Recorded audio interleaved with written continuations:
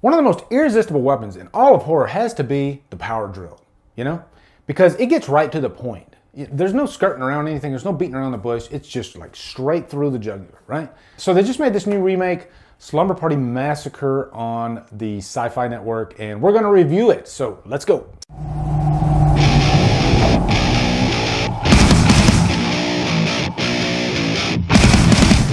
Slumber Party Massacre stars Hannah Guinera, Frances Sholto Douglas, Mila Rain, and is directed by Danishka Esterhazy. What's up, guys? Welcome to a brand new 2021 review. A few months ago on DD Live, I talked about this remake coming for Slumber Party Massacre, because it seems like they remake everything these days. But you know, I really enjoy the first two movies. I haven't seen the third one yet, but I did get that double feature, Shout Factory double feature, like before it went out of print, and I think it's like $150 now to try to find the damn thing. So I'm so glad I did that. But this is a movie that I don't mind a remake because, one, the original, it's not like groundbreaking. Even though it's great, I love the tone of the original. It's a fun movie. It doesn't take itself too seriously, and I think that's what it is. I think that's what I like about it. It doesn't take itself too seriously. And that's a little bit of the problem I have with this remake here. Hello? Whoa, dog. But anyway, first off, let's give you a quick plot synopsis. This movie opens up, I think, in the 90s, and they're having this slumber party. And the driller killer, Russ Thorn, that's a good thing. Russ Thorn is actually in this movie. He kills these girls except for one of them.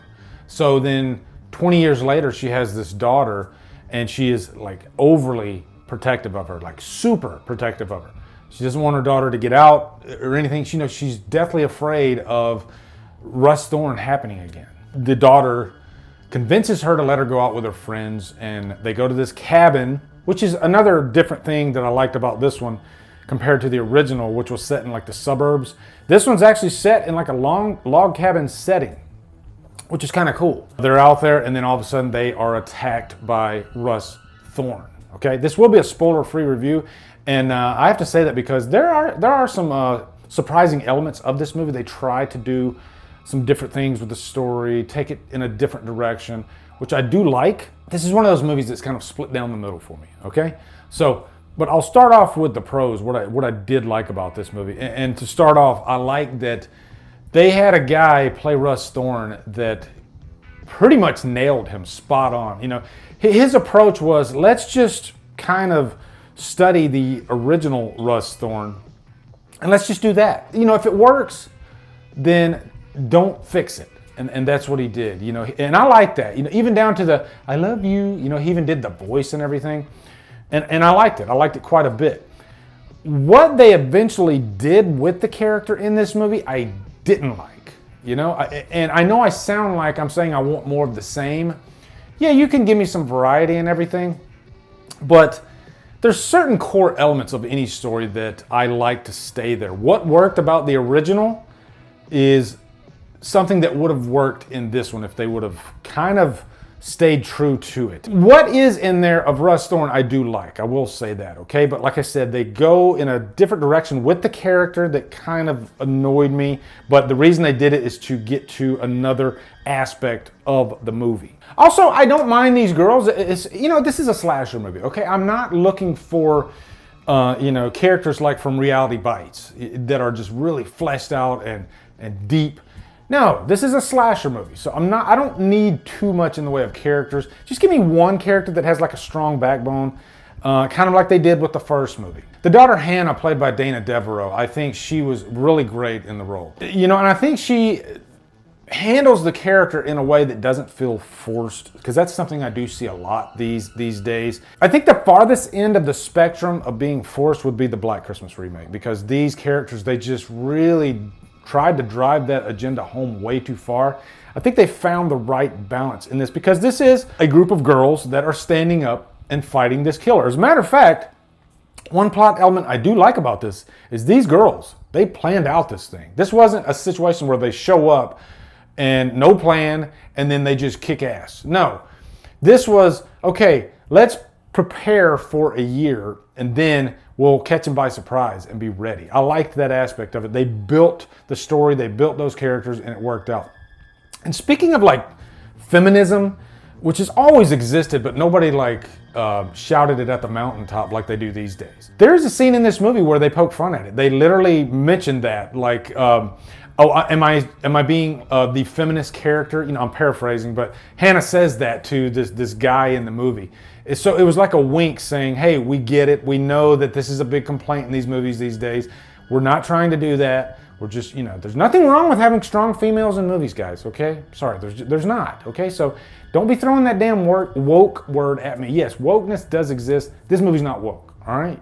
I've already heard people say that this movie's woke. Any movie that has strong females from this day forward, somebody's gonna say woke because they are conditioned, you know?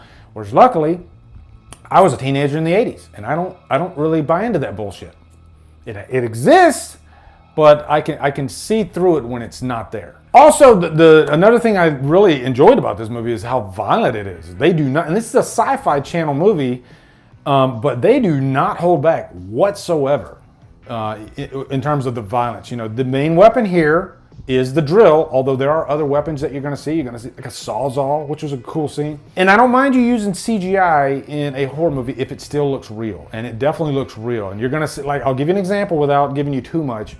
There's a scene where a character's like both his eyes are drilled with the drill. So I was like, cool, that's what I need, you know, going through the neck, some crazy stuff. So if you just want kills, if that's all you need, then you're golden. You're gonna be good with this. Also, one more thing on like feminism. You remember in the first movie where they had like the shower scene and you had just this gratuitous nudity scene, even though the original was directed by a woman. But she said the reason she did that was because that was like a requirement of the day in the 80s. So she just wanted to get it out of the way. So the beginning of the movie, let's get everybody in the shower, let's shoot the scene, and then we can move forward with the story. So they have a scene like this where it's a guy taking a shower, and they shoot it sort of the same way, sort of like provocative. And when I was watching, I was like, oh, I know what they're doing. It's another wink. So this movie, it definitely knows what it is, you know? It knows the complaints that it might get. Now, as far as any cons, these aren't characters to write home about. I know I said I don't really mind that. I think there's almost too many characters in this movie, and sometimes when you have too many and you don't care about any of them, they can start kind of bleeding into each other. So that was one issue I had. Also, at the end of the day, I think this is a movie that I'm not going to remember that much. It does feel kind of like a TV movie, you know, and it came out on Sci-Fi, and it just fits that mold. It feels like that. It doesn't feel as cinematic, you know? Cinematic, that's a hard thing to achieve these days, it seems like it, with all the streaming that's out there. You know, you see more, you know, streaming content than you see movies in theaters, by far.